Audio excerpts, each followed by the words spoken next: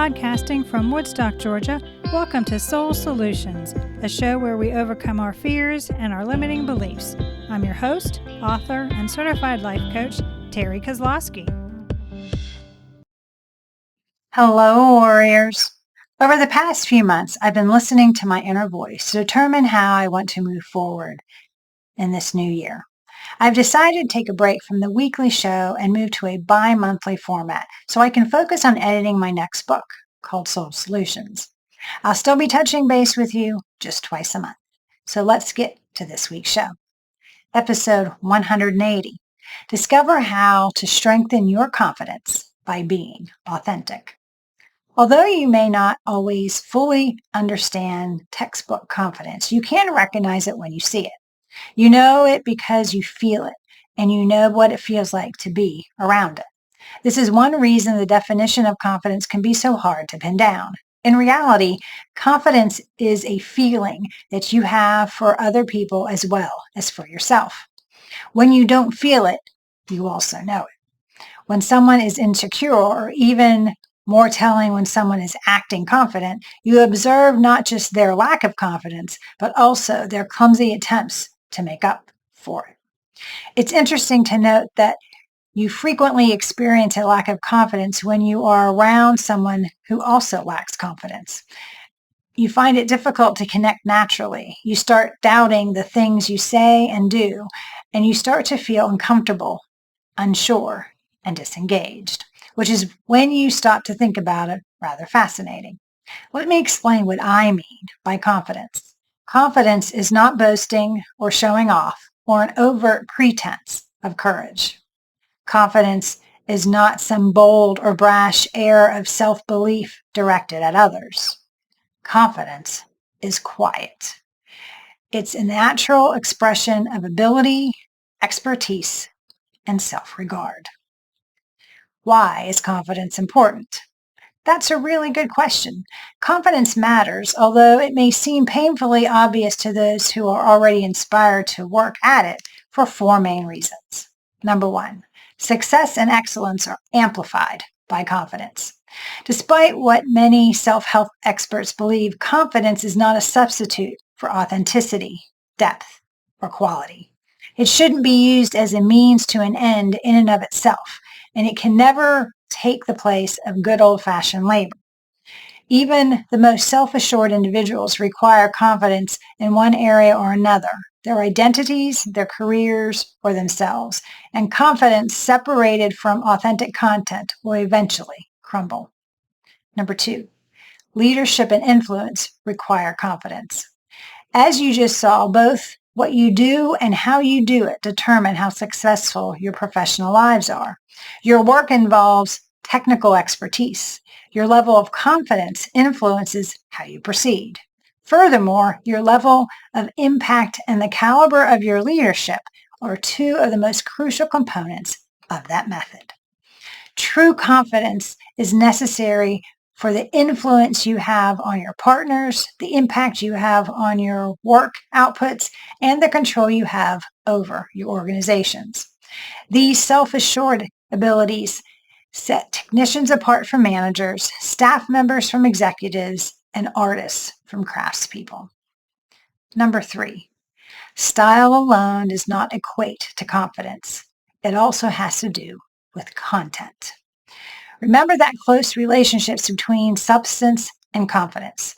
A lack of faith in an ordinary person can always be difficult, but a lack of faith in a genuinely capable person can be detrimental. Why? Because a discrepancy between your degree of confidence and the caliber of your job might make the deficit worse. Even while your work is performing well, its success will ultimately draw attention to your insecurities even more. Simultaneously, your partners and colleagues will even be more disappointed if you fail to exhibit the level of confidence that benefits the caliber of your job. Number four, self-assurance keep us safe. One of the most powerful tools you can equip yourself with within the world is that becoming more intricate and competitive is confidence. However, because it makes you appear extremely vulnerable to others, a lack of confidence is also one of your biggest weaknesses. You're going to get further into some of the highly noticeable ways that confidence shows up, including your body language, vocal intonation, verbal cues, and micro decisions. You are unable to hide your feelings about yourself despite your best efforts. Weaknesses are visible to everyone you meet. You see your lack of confidence as a badge that you wear, and it unintentionally communicates to others how you should be treated. Qualities of confident people.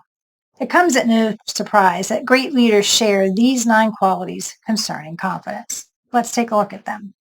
Number 1, they take a stand because they are not afraid to be wrong.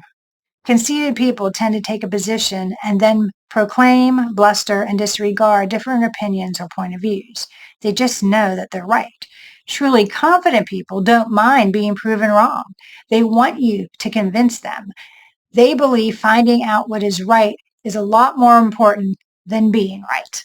And when they're wrong, they're secure enough to back down graciously. Truly confident people often admit they're wrong and that they don't have all the answers. Number 2, they listen 10 times more than they speak. Bragging is a mask for insecurity. Truly confident people are quiet and unassuming. They already know what they think. They want to know what you think. So they ask open-ended questions that give other people the freedom to be thoughtful and introspective. Truly confident people realize they know a lot, but they wish they knew more, and they know the only way to learn more is to listen more. Number 3, confident people shine the spotlight on others. Perhaps it's true they did a lot of work, overcame obstacles, and turned a collection of individuals into a high-performance team. Truly confident people don't need the glory. They know what they have achieved. They don't need the validation of others because true validation comes from within. So they stand back and celebrate their accomplishments through others. They stand back and let others shine. A confidence boost that helps those people on the team become truly confident too. Number 4, they ask for help. Many people feel asking for help is a sign of weakness. Implicit in their request is a lack of knowledge, skill, or experience. Confident people are secure enough to admit a weakness or lack of knowledge. So they often ask others for help, not only because they are secure enough to admit they need help, but also because they know that when they seek help, they pay the person they ask a huge compliment. Saying, "Can you help me?" shows tremendous respect for that individual's expertise and judgment. Otherwise, they wouldn't have been asked. Number 4, they think, "Why not me?" Many people feel they have to wait to be promoted, to be selected, to be chosen, like the old Hollywood cliche, to somehow be discovered. Truly confident people know that access is almost universal. They know they build their relationships and networks and choose their path. They can choose to follow whatever course they wish. And very quietly, without calling attention to themselves, they go out and just do it. Number 6, they don't put other people down. Generally speaking, the people who like to gossip and speak badly of others do so because they hope, by comparison, to make themselves look better. The only comparison a truly confident person makes is to the person they were yesterday and to the person they hope to become tomorrow. Number 7, they aren't afraid to look silly. Running around in public wearing costume or pajamas can be done with truly confident, and oddly enough, people tend to respect you more if you do so, not less. It shows that you can laugh at yourself, be silly, and have fun. It shows that you are approachable and that you love life. Number 8, they own their mistakes. Insecurity tends to breed artificial. Confidence breeds sincerity and honesty. That's why truly confident people take responsibility for their mistakes without blame or excuses. When you are truly confident, you don't mind occasionally looking bad. You realize that when you're authentic and unpretentious, people don't laugh at you, they laugh with you. Number 9, they seek approval only from the people who matter. when you earn the trust and respect, no matter where you go or what you try to do, of the few people in your life that truly matter. You do it with true confidence because you know the people who truly matter the most are supporting you. These few usually also display the 9 qualities as confident people attract other confident people. Moving forward with true confidence. These 9 qualities are the building blocks to true confidence. When you look at those leaders that you admire, you will see them reflected. They are building others up while listening to what they have to say. They are admitting to the mistakes they have made and telling you what they learned from them. In exhibiting these qualities, they build better teams and help those that come in contact with. The secret to confidence. The secret to self-confidence is to stop caring what people think and to start caring about what you think.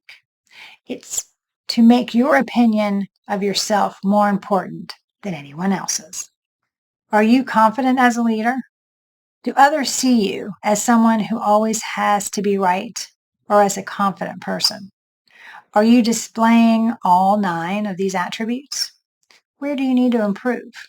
If you want some help developing some techniques to become a confident person, please contact me at terrykozlowski.com or sign up for my newsletter. I would be happy to help you build and project true confidence.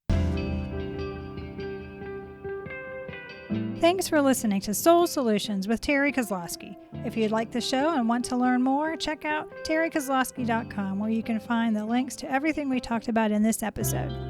Please subscribe to the show so you'll never miss an episode as we overcome our fears and our limiting beliefs.